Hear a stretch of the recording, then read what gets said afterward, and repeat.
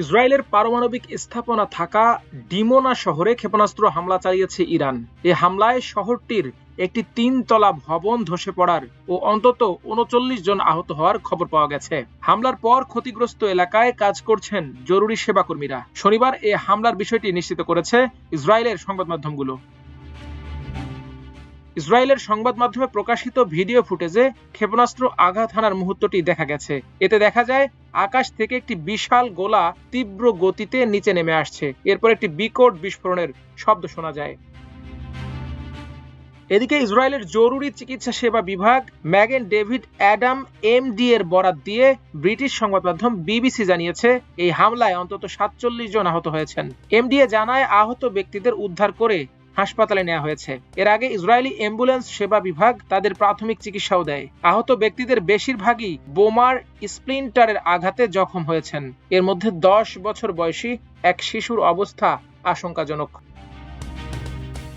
Dimona শহর থেকে প্রায় ১৩ কিলোমিটার দূরে ইসরায়েলের নেভেক পারমাণবিক গবেষণা কেন্দ্র অবস্থিত।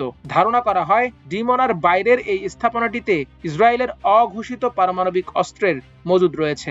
যদিও ইসরায়েল কখনোই নিজেদের পারমাণবিক অস্ত্র থাকার কথা আনুষ্ঠানিকভাবে স্বীকার করেনি। আন্তর্জাতিক পরমাণু শক্তি সংস্থা IAEA জানিয়েছে, ডিমোনা শহরে ক্ষেপণাস্ত্র আঘাত হানার খবরের বিষয়ে তারা অবগত আছে। সংস্থাটি আরও জানায়, নেভেক পারমাণবিক গবেষণা কেন্দ্রের কোনো ক্ষয়ক্ষতির ইঙ্গিত পাওয়া যায়নি। এক বিবৃতিতে IAEA বলেছে, হামলা কবলিত এলাকায় অস্বাভাবিক কোনো তেজস্ক্রিয় বিকিরণ ধরা পড়েনি। ইসরায়েলের স্বাস্থ্য মন্ত্রণালয় জানিয়েছে, ইরানের সঙ্গে যুদ্ধ শুরুর পর থেকে এখন পর্যন্ত অন্তত ৪,২৯২ জন আহত ব্যক্তিকে চিকিৎসার জন্য হাসপাতালে আনা হয়েছে। এর আগে পাওয়া খবরে জানা যায়, শনিবার রাতে ইসরায়েলের দক্ষিণাঞ্চলীয় শহর ডিমোনায় ইরানের ক্ষেপণাস্ত্র হামলায় অন্তত ৩৯ জন আহত হয়েছেন। মাল্টিমিডিয়া ডেস্ক, আমার দেশ।